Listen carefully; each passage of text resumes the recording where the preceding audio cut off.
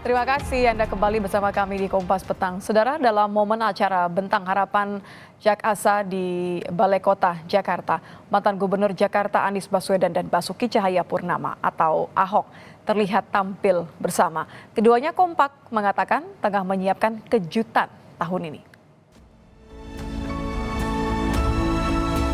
Ada yang menarik di Balai Kota Jakarta jelang pergantian tahun kemarin. Sejumlah figur yang pernah menjabat sebagai pemimpin kota Jakarta berkumpul dalam acara Bentang Harapan Jak Asa di Balai Kota Jakarta. Selain PJ Gubernur Jakarta Teguh Setiabudi dan Gubernur terpilih Pramono Anung, acara ini juga dihadiri para mantan Gubernur Jakarta mulai dari Sutioso, Fauzi Bowo, Basuki Cahayapurnama alias Ahok, Jarod Saiful Hidayat, dan Anies Baswedan. Anies dan Ahok yang jarang bertemu dalam satu panggung kemarin terlihat akrab dan sempat berbincang. Saat ditanya soal isi perbincangan, baik Ahok dan Anies kompak menjawab akan ada kejutan di tahun 2025. Pernyataan keduanya juga diamini mantan Gubernur Jakarta lainnya, Jarod Saiful Hidayat. Ahok ditanyain bisikinnya apa? Saya bilang bisikannya bisik.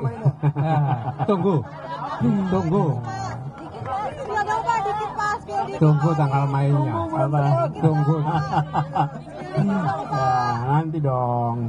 Kalau udah kan udah dibilang tunggu, lo tunggu harus tunggu dong kita. Ada kejutan di tahun depan, Pak Anies. Ya, Pasti ada kejutan. 6 jam lagi, 7 jam lagi.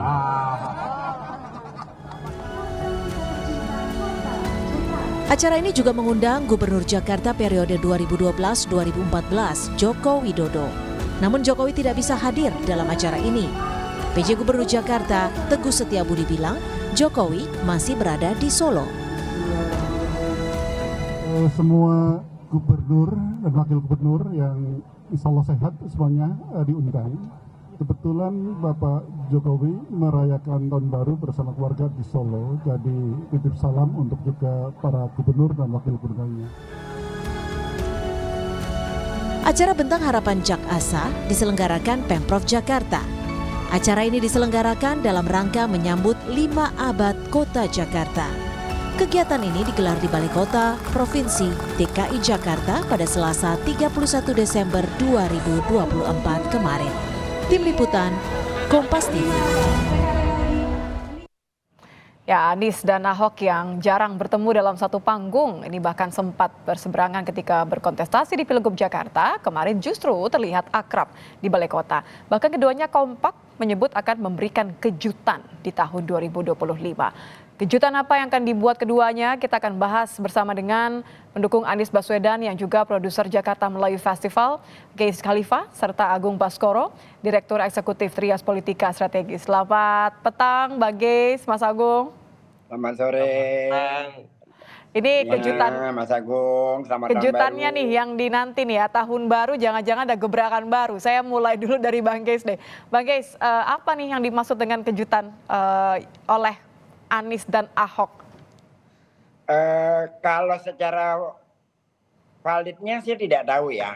Kalau secara validitasnya sih tidak tahu. Tapi saya menginterpretasikannya, kan kalau soal Anies soal ketemu siapa aja kan selalu hangat ya. Lalu terus yang mengatakan ada kejutan bulan depan tuh Ahok gitu kan pada saat tanya wartawan. Lah kalau bulan depan itu setahu saya mungkin bukan bulan depan, bulan ini sudah, karena ini udah Tapi kan Januari. ucapnya Desember, sekarang sudah Januari, bulan depan ya. Lah Pak Anies itu rencananya kan mau launching ormas Oke. di bulan-bulan ini. Mungkin ya, ini mungkin dugaan saya. Mungkin kalimatnya Pak Ahok, Nis gue masuk ormas lo dong supaya gue bisa ikut bantu-bantu. Mungkin kira-kira kayak gitu interpretasi saya. Oke. Mas Agung sudah mulai tersenyum-senyum nih. Jangan-jangan bisikannya sama. Informasi yang beredar gimana Mas Agung? Jangan-jangan betul tadi timelinenya cocok. Mau bikin ormas, ketemu Ahok dulu. Dalam konteks apa nih bantuannya Ahok nanti? Iya, saya kira ada banyak yang bisa disinergiskan, Mbak Nitya. Cuman yang jelas kalau bicara Mas Anies sama Pak Ahok ini kan secara personal memang akhir-akhir ini begitu akrab, mesra, dan intim ya. Pasca Jakarta menyala, Bang Ges ya. Jadi semua hal bisa saja dikolaborasikan, apalagi dalam tanda petik punya semacam common sense dan common enemy yang sama, Mbak Nitya. Ya, apakah itu atas nama dalam tanda petik kekuasaan ya, dan ini berada di seberang di sana seperti itu, sehingga memang ketika mereka bersama otomatis ada banyak hal bisa dikerjakan, ada banyak hal bisa dikolaborasikan, dan itu semua masuk di akal ya, make a sense gitu. Jadi apakah dalam bentuk ormas, apakah di PDIP, apakah bisa dalam bentuk ya person by person activities gitu. Jadi yang jelas saya kira sangat dinantilah kejutannya apa, dan bayangkan Anies dan Ahok gabung itu gokil banget pasti. Kan kalau melihat latar belakangnya Anies dan Ahok, kayaknya nggak mungkin kalau cuma sekedar gerakan ya. Artinya kan ini seperti rencana jangka panjang. Anda melihatnya begitu nggak? Ini adalah langkah pertamanya Anies disupport sama Ahok, karena PDIP juga sudah punya Ya. posisi sekarang di Jakarta, buka front dengan pusat. Iya, saya kira dalam politik nggak ada yang jangka panjang banget Mbak Nitya ya. Semuanya pendek, taktis, dan strategis gitu. Jadi kalau misalkan diarahkan 2025, saya kira ya sangat masuk di akal kalau misalkan ketika Mas Anies membentuk Ormas, maka Pak Ahok akan membackup sebagaimana Mas Anies membackup Pak Pram dan Pak Rano ya, seperti itu, sehingga apapun yang nanti dikedepankan oleh keduanya, saya kira itu salah satu arahan yang positif ya, karena biar bagaimanapun dua orang ini kan punya basis massa yang berbeda ya, Nah, sehingga kalau dua orang ini saling bersama bersatu itu bagus juga buat kohesi sosial politik kita secara nasional, dan sedikit banyak bisa menginspirasi ya bahwa rekonsiliasi nasional atas nama apapun sangat mungkin dilakukan, karena apa ya, tidak ada yang abadi, tidak ada yang apa ya, yang ya, berbeda satu Mas sama lain Agung dalam bisa katakan politik gitu ya. sebagai pihak netral ya, tapi saya balikin ke Bang Ges deh. Bang Ges, kalau sebagai pendukungnya Anies, rela nggak nih kalau nanti, tadi kan sudah disepakati, keduanya nih punya perbedaan basis pendukung massa ya sebenarnya. Akan seperti apa kalau melihat nanti benar-benar Anies dan Ahok akan satu, katakan saja ideologinya bisa dimiripkan begitu ya? Bang Saya Ges. kira tidak, Anies dengan Ahok itu secara ideologi tidak punya persoalan, tidak punya perbedaan ya. Apa yang dikatakan bahwa ideologinya berbeda dan dimiripkan? Karena selama ini kalau dikatakan ideologi, Anies itu berpacu kepada keadilan sosial, dan selama ini dalam programnya dan kebijakannya berpacu pada isu gitu loh, pada keadilan sosial. Dan saya kira kalau dalam konteks keadilan sosial semuanya sama, pijakannya sama di situ. Bahwa basis dukungannya berbeda mungkin, tapi kalau secara ideologis tidak pernah punya ada perbedaan. Lalu kalau dalam konteks kebinakaan, Anies selama 5 tahun membuktikan bahwa sebagai pemimpin dia memperhatikan semua. Bahkan yang tidak pernah ada di Jakarta, Christmas Carol sebagai contoh, itu diberlakukan di masa Pak Anies. Lalu telur Paskah di lapangan Banteng, lalu apa? Jadi kalau Bang Pohon Ges, Natal maaf saya potong Bang tertinggi Ges. di masa Jadi Pak kalau Anies. Anda melihat dengan dua latar belakang seperti ini yang sama-sama memang punya posisi yang sangat penting sebagai Gubernur Jakarta, kira-kira nanti pintu yang cocok akan masuk nih, pintu kejutannya, apakah jangan-jangan di pemerintahannya Mas Pram nanti? Enggak, kalau itu kan Mas Pram akan menjadi gubernur, dan Mas Pram juga sudah paham apa yang diinginkan oleh Pak Anies dan akan dilanjutkan. Saya kira itu tidak memerlukan ini langkah-langkah dari Anies langsung lah. Mas Pram sendiri sudah, saya yakin dan percaya dia paham apa yang harus dilakukan. Jadi kejutannya bukan itu ya, kalau Saya menurut kira Anda? tidak ya, kalau soal DKI itu Mas Pram itu punya kemampuan, punya kapasitas untuk melaksanakan berbagai program yang selama ini sudah dilakukan oleh beberapa gubernur sebelumnya. Tentunya program-program yang baik ya. Mas Agung, jadi kalau tadi Ya. Bang Ges bilangnya katanya pintunya bakal beda nih, kejutannya kemudian lebih ke ormas. Apakah Anda merasa hal yang sama? Ini bukan pintu yang akan dibuka oleh Mas Pram, tapi kira-kira apakah ini akan seberapa lama ya keakraban ini akan terjadi?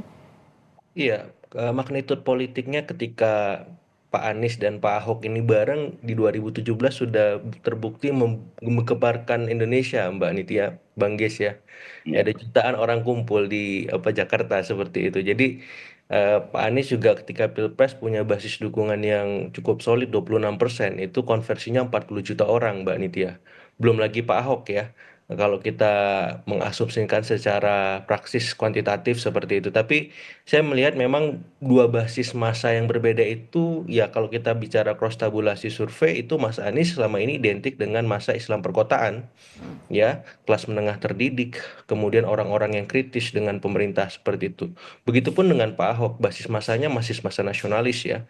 Orang-orang yang juga kritis dengan pemerintahan, kemudian juga kita tahu bahwa afiliasi partainya jelas ya, Mhm. PDIP. Nah, kalau Mas Anies kan sebelumnya terafiliasi dengan teman-teman koalisi perubahan yang di atas namakan PKS, PKB, dan Nasdem ya. Cuman kan ketiga partai itu sudah berbalik arah, berbalik badan, dan akhirnya sekarang Mas Anies bicara atas nama dirinya sendiri. Nah, jadi kedua basis massa itu yang akhirnya saling melengkapi, saling apa ya beririsan seperti itu atas nama memang mengkritik pemerintah seperti itu ya. Dan saya kira ketika dua orang ini bareng, ya saya merasa demokrasi kita akan aman-aman dan baik-baik saja mestinya. Kalau Karena cek melihat Mas Agung, maaf saya potong. Kalau ya. melihat tadi karakternya Mas Anies yang memang berkesan untuk mengkritisi pemerintah, kalau nanti Ya. dua-duanya kompak, apakah ini ada justru malah tendensi membuat renggang antara yang didukung oleh Anies sekarang, begitu ya, melihat keakraban dengan Ahok dengan pemerintah pusat? Justru saya lihat ini dalam konstruksi yang luas, Mbak Nitya ya. Jadi politik kita secara nasional justru. Jadi ketika bicara Anies dan Ahok ini magnitudenya bukan hanya Jakarta, tapi juga Indonesia seperti itu ya. Jadi ketika mereka bareng otomatis banyak hal-hal positif yang bisa dikolaborasikan utamanya tadi ya, menjalankan peran-peran check and balances. Kita tidak lagi merujuk atas nama partai, tapi bisa juga tadi ormas misalkan pribadi-pribadi atas nama keduanya ya Anies dan Ahok seperti itu karena basis massa mereka punya dalam terpetik loyalis yang tulen ya Bang guys ya, anak Abah dan Ahokers ini kan luar biasa ini. Kebayangkan kalau duanya berkolaborasi, kalau bahasa anak milenial ujung 90-an itu apa ya, fusion ya, jadi bahasa Dragon Ball Mbak Nitya ya, itu join gabung. Bayangkan fusion politik itu energinya sangat besar. Super saya berapa itu ya? Anak Abah dan Ahoker bareng seperti itu dalam konteks bicara konstruksi politik nasional. Nah, saya Hmm. berharap ini bisa diarahkan secara positif, sinergis gitu, supaya apa? Supaya ya politik kita, demokrasi kita, dan hal-hal positif tentang pemerintahan ke depan itu masih bisa terlaksana ya, karena memang kita konstruksi sistem kita kan mayoritas hari ini didominasi oleh koalisi pemerintah ya, dan koalisi di luar pemerintah itu kesepian tuh PDIP-nya, dan kalau misalkan di situ ada Pak Ahok, Pak Anies dan bapak-bapak yang lain aktif juga membantu Jadi teman-teman justru ini PDIP. malah bisa Jadi mengisi demokrasi begitu ya. persis sekali. Sepakat nggak Bang Geis kalau justru malah kolaborasi ini meskipun tadi lagi-lagi ya Anda mengatakan ideologinya tidak pernah berbeda, hanya masa pendukungnya saja yang berbeda. Kalau betul nanti ada kolaborasi dalam bentuk apapun kejutannya, Anda melihat bahwa ini adalah sesuatu yang baik. Sangat baik, sangat positif ke depannya ya. Karena kolaborasi semacam ini kan penting ya. Yang kedua, saya kira kita harus menarik batas terhadap kekuasaan yang semena-mena gitu. Kan itu harus jelas batasnya. Jangan seperti periode kemarin, partai-partai politik tidak punya batas menjadi semacam operator daripada kekuasaan yang akhirnya merusak sendi-sendi bernegara. Nah, mungkin dengan individu-individu semacam Pak Anies dan Pak Ahok ini menjadi lebih kuat demokrasi kita ke depan. Karena kemarin itu hampir kita luluh lantak dengan kondisi yang menjelang Pilpres. Jadi Anda meyakini bahwa ini adalah momen bagi keduanya yang pernah berada di posisi yang berseberangan, justru ini adalah momen keduanya yang baik untuk menyatukan pandangan begitu karena ada the bigger enemy?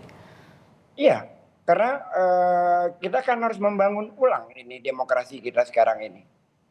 Setelah terjadinya pembegalan pada saat menjelang pilgub, terjadinya proses pembengkokan konstitusi, kita harus membangun ulang. Tidak bisa tidak.